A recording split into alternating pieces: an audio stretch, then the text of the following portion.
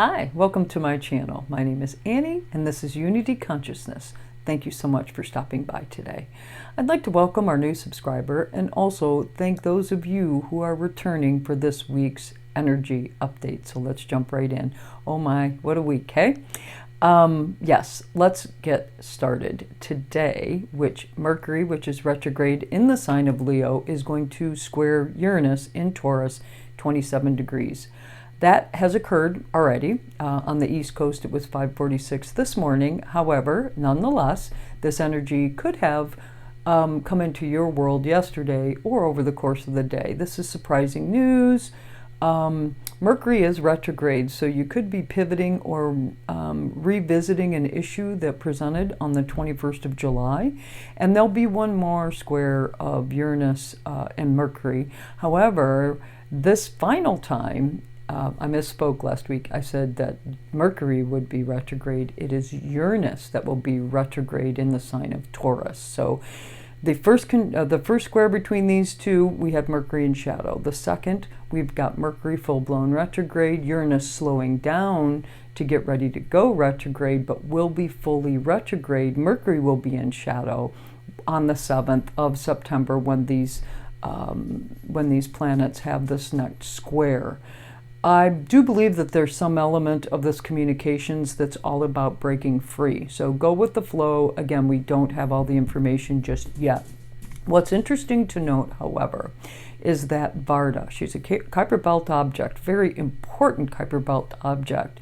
She is the wife of Manwë, and she has about a 311 and 13 year orbit. She was the being that placed the sun and the moon and sang to the stars so that the spark of new earth could ignite. She is all about positive visioning, and she does wake up our intuition. Interestingly enough, Varda currently sits at 26 degrees of Sagittarius, which happens to be at the galactic center. She's aligning right with that galactic center at 27 degrees. She's at 20, I believe she's at 26, and the galactic center is at 27.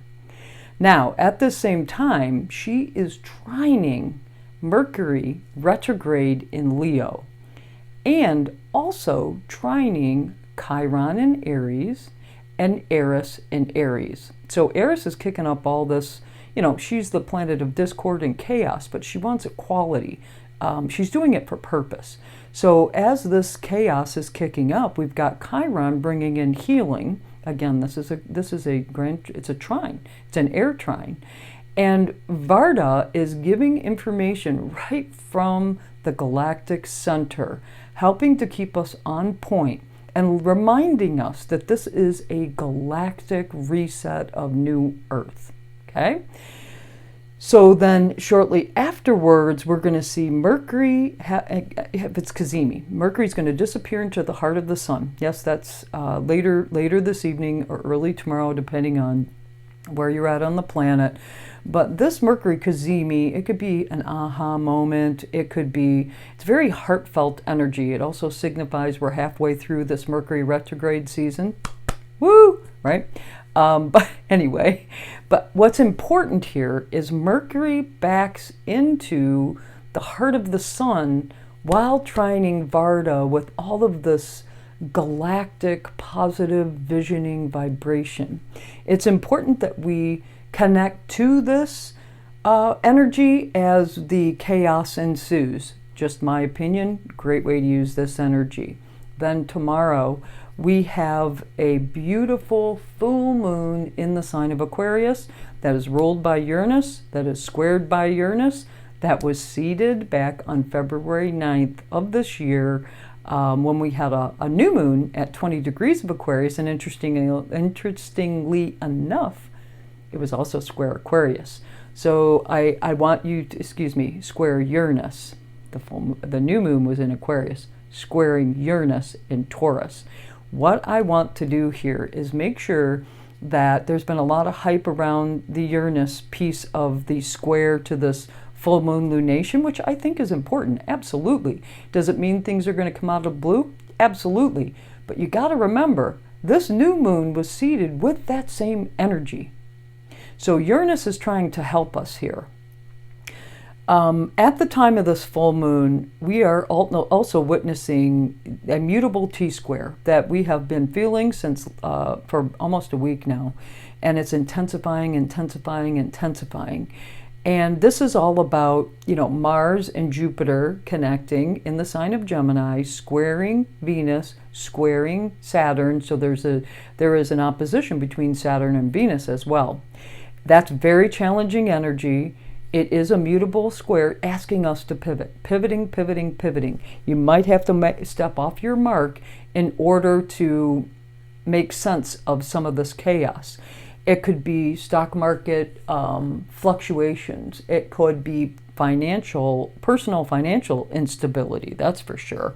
It's almost as if your emotional needs and your financial needs are, they're fighting each other, and you're just not going to take it anymore. This is very challenging square and opposition T-square energy. In addition to that, we have this full moon energy. So, we've got the sun in Leo, we've got the moon in Aquarius, and then we've got the square to Uranus. As I mentioned, that's how that lunation was seeded. So why not complete it the same way? Let's make sure we got everything together as we're getting things taken care of. The difference between this T-square and the mutable T-square is this one's fixed. You don't want to move off your mark. Perhaps you've pivoted enough times earlier when it had to do with finances that I'm done, I'm not doing it, it's up to you, that's the way it's going to be. Well, I'm here to tell you it's a fixed T-square, and that is not a great way to handle it. We're going to have to pivot. Slow things down if you need to. If it's moving too quickly, slow it down. Always be aware of your surroundings. There's a great deal of aggression in the collective. I've seen it over and over and over. Be mindful of your environment, and please take time to breathe and decompress. We don't want to fuel the anxiety that's out there. We need to bring the calm. And by doing, slowing down, being mindful of our breaths, trying to focus on our heart, staying above it all, eagle's perch, all of those options are there for you if you want to try to balance this out. I am aware facing reality is very difficult. I certainly got my share this week as well. But this is clearing energy. We are still sorting our laundry. We are clearing things out that no longer need to be in our lives. We are getting rid of adversity. We are getting rid of inauthenticity. We are getting rid of facades. It is going to be a process. It is going to be a process. The themes around this particular lunation, especially given the conversation that's going on between Varda and Mercury and Eris and Chiron, it's authenticity. This is freedom. This is truth. Values. It's asking us, what do you really want? And sometimes you may not always get what you need. Thank you, the Rolling Stones. You may not always get what you want, but you get what you need. Okay? Keep that in mind. This is, in my opinion, a very, very exciting time of renovations. You truly cannot renovate, I don't care what it is, anything, without destruction and rebuild, without breakdown, understanding what you want, breaking it down, then rebuilding it in a way that is conducive to where you are now. And so many things are outdated, it's got to go, okay? On the 22nd of this week, all this happens on the 18th, which is today, and then that full moon tomorrow. Then on the 22nd, we have the sun is going to enter Virgo. Very different energy than Leo. It's all about details and discernment, practical actions, service to others. These things are going to become very important to us now. On that same day, we've got Mars, which is at 21 degrees of Gemini, is going to square Venus. So now we're going to begin to see that Venus and Mars are going to be squaring, and Jupiter and Saturn are going to be squaring. Jupiter moves slow, Saturn moves slow, Mars moves a little quicker, as does Venus. So their square is perfecting. So now we've got Mars in Gemini squaring Venus in Virgo, and this is relationship conflicts or misunderstandings. Venus wants practicality, that's for sure, because she's in Virgo. And Mars wants to flutter about. You know, just a little this, little that. And you might be just making somebody crazy who really wants to get down to the details. Have patience here and mind your thoughts, mind your words. You might need to pivot. You might need to pivot on something here. And I know we're doing a lot of pivoting, but we are sorting the galactic laundry, if you will. Okay, so you might need a bigger basket or a bigger washing machine, not sure which.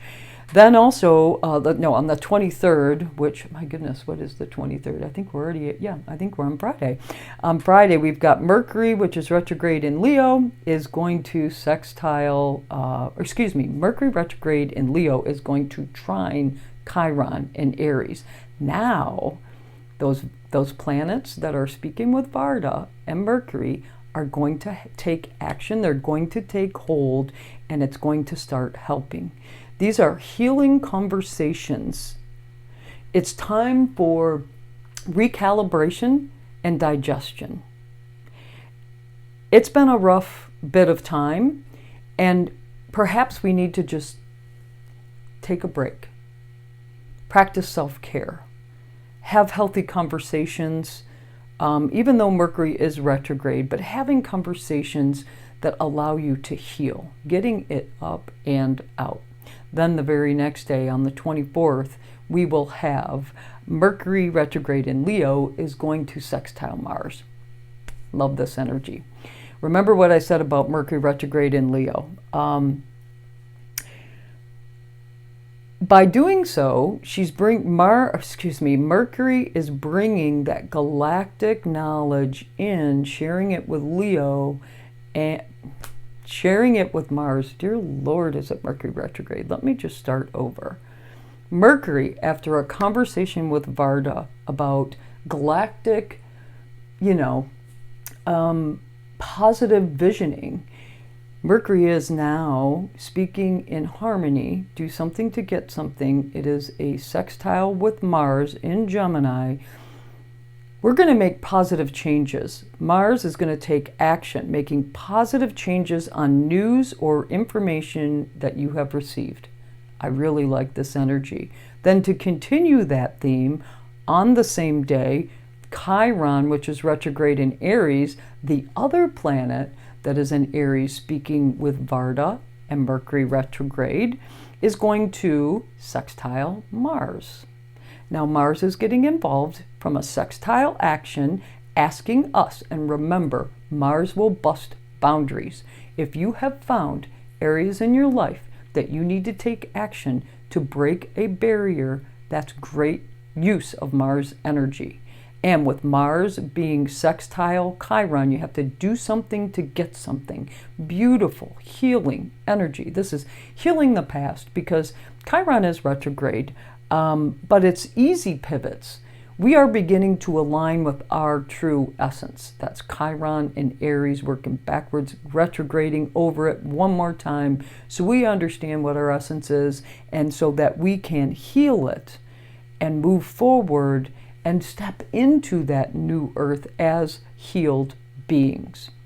Well, I got to tell you, that's all I have for you this week. It is just a wild ride last week, and I think this week is going to be too, but it doesn't have to be a negative one. Remember that. Remain in that five-dimensional awareness segment of your being, if you would. We are really updating our operating systems. That's what this Mercury retrograde really feels about.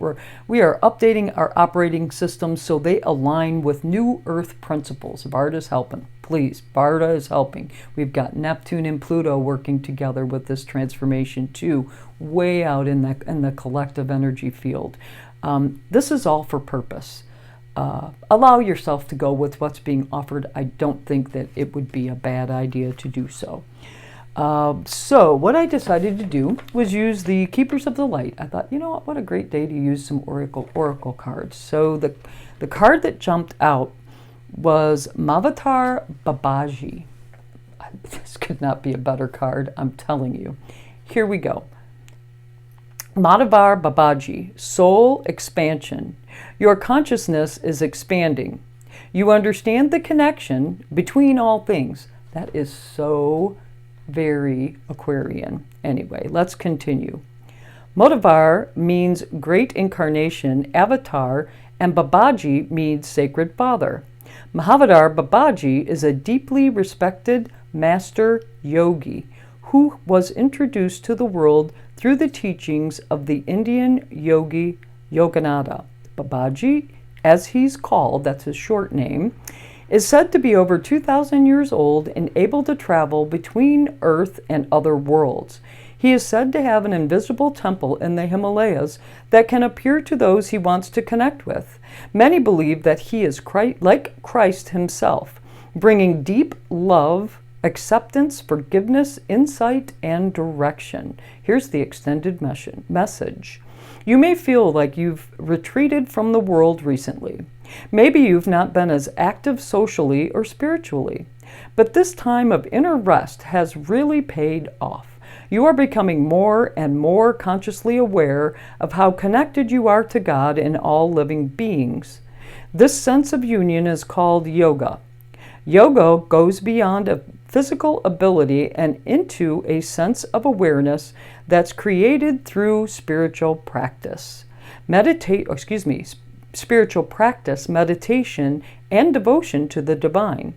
Madhavar Babaji, the yogic father, is here to inspire that fire of union within you so that you can understand how your thoughts and actions are creating the waves of energy that form your life. Well, thank you so much for joining me today. If you liked this video, please do click the like button. If you know someone that could be helped by this video, please do co-create with me and share it with them. You want to know when videos are being dropped, click the subscribe button. And any comments or suggestions, post them in the comment section below. You know, I always like to hear from you.